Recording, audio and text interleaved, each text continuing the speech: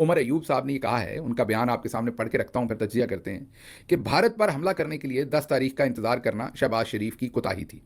शहबाज शरीफ एक डरपोक आदमी है। अगर इमरान खान होते तो यह हमला 7 या 8 तारीख को हो चुका होता। इस इंतजार की वजह से सिंध में एयरबेस पर हमला हुआ और शहादतें हुई। उमर अयूब। नमस्कार दोस्तों, स्वागत है आपका आपके अपने चैनल समसामयिक ट्रेंडिंग न्यूज में। एक कहावत है, रस्सी जल गई पर बल नहीं गया, और ये कहावत आजकल पाकिस्तान पर एकदम सटीक बैठती है। भारत के ऑपरेशन सिंदूर ने पाकिस्तान की कमर तोड़ दी, लेकिन इसके बावजूद पाकिस्तान की मीडिया और वहाँ का आर्मी चीफ हार को जीत में बदलने का फर्जी नाटक कर रहे हैं। एक पीटी पिटाई आर्मी का जनरल खुद को फील्ड मार्शल डिक्लेयर कर रहा है, और भुखमरी के कगार पर खड़े मुल्क का मीडिया जनता को जंगजू कौम साबित करने में जुटा है। अब ज़रा सच्चाई सुनिए। पाकिस्तानी विदेश मंत्री बिलावल भुट्टो जब यूएन पहुंचे तो वहां जो डोजियर उन्होंने सौंपा, उससे खुद पाकिस्तान की पोल खुल गई। डोजियर के मुताबिक भारत ने उनके 42 ठिकानों पर हमला किया। इनमें से 28 ठिकाने पूरी तरह तबाह कर दिए गए।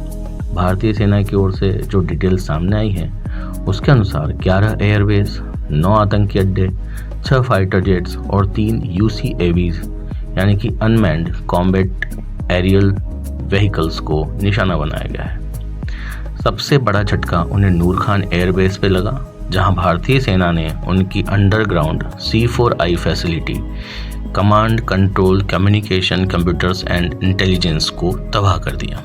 सूत्रों के मुताबिक नूर खान और किराना हिल में मौजूद न्यूक्लियर फैसिलिटीज़ भी इस हमले की चपेट में आई हैं। इससे रेडिएशन फैलने की खबरें हैं, और इसी वजह से मिस्र से बोरोन से लदे विमान और अमेरिका का B-350 न्यूक्लियर रिसाव निगरानी विमान पाकिस्तान के मरी एयरबेस पर देखे गए हैं। इन हमलों के बाद से पाकिस्तान में 48 घंटे के अंदर 21 बार भूकंप के झटके महसूस किए गए।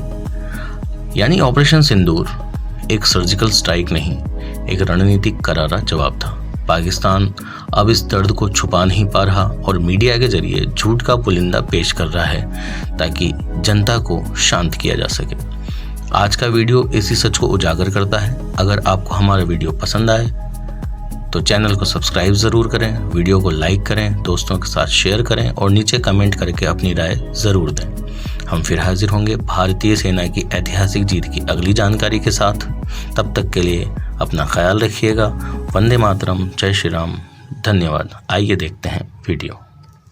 नूर खान बेस पे जितने भी अमेरिकी तैयारे इब्तिदा में आते जाते थे, अब मालूम नहीं होता था कि उनके पास कार्गो क्या है, उन जहाज़ों में है क्या। वो पाबंद थे इस बात के कि जो भी चीज़ वो लेके आएंगे वजारत खारजा को और वजारत दिफा को वो ज़रूर मुत्तले करेंगे कि इसमें है क्या। लेकिन जनाब वो ये समझ बैठे थे कि शायद नूर खान बेस उन्हीं का हो गया है, मुकम्मल तौर पर उनकी निगरानी में है।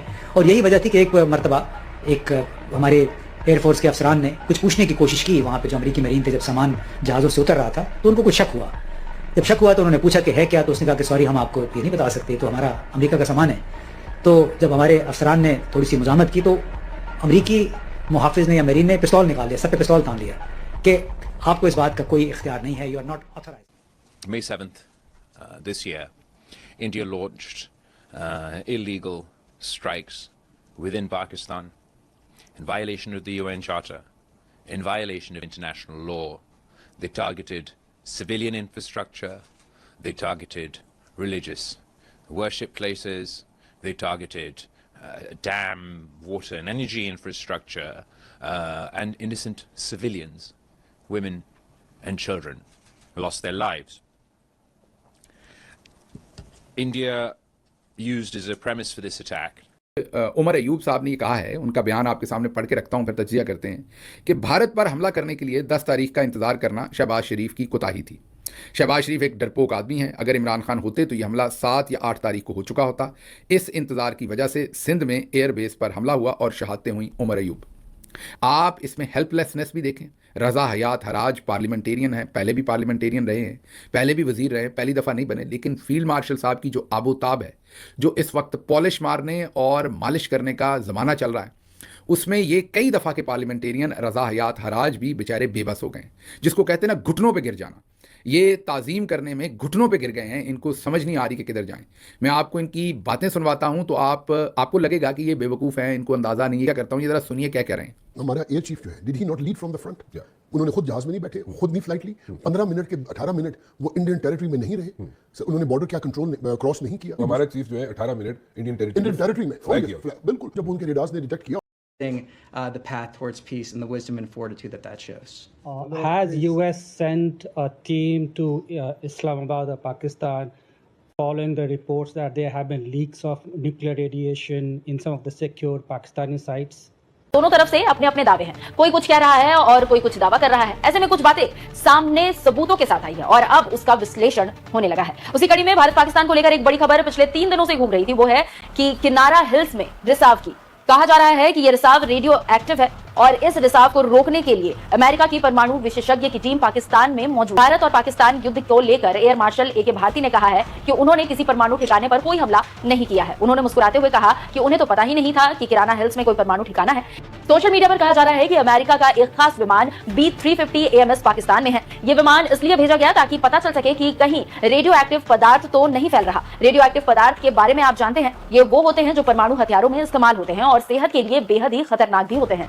अमेरिका से न्यूक्लियर इमरजेंसी सपोर्ट जहाज B-350 AMS पाकिस्तान पहुंचा है और इजिप्ट वायुसेना द्वारा बोरोन की सप्लाई हो रही है, जिसे रेडियो एक्टिव प्रसारण पर काबू पाया जा सकता है। इसको लेकर न्यूयॉर्क टाइम्स ने अमेरिका के एक पूर्व अधिकारी के हवाले से लिखा कि पाकिस्तान को सबसे ज्यादा डर इस बात का है कि कहीं उसकी परमाणु कमांड को खत्म ना कर दिया जाए। नूर खान पर मिसाइल हमले को एक चेतावनी के तौर पर देखा जा सकता है कि भारत ऐसा भी कर सकता है। परमाणु कमांड वो जगह होती है जहां से परमाणु हथियारों को चलाने के आदेश दिए जाते हैं। हालांकि भारत ने इन बातों को गलत बताया है, लेकिन कुल मिलाकर इस समय पाकिस्तान मुश्किलों में है और भारत के सामने हाथ जोड़ना उसी की निशानी है। अब देखना होगा कि भारत की चोट कितनी गंभीर है और क्या रिसाव गंभीर है या फिर नहीं, लेकिन इस लड़ाई से पाकिस्तान को भारी नुकसान तो जरूर हुआ।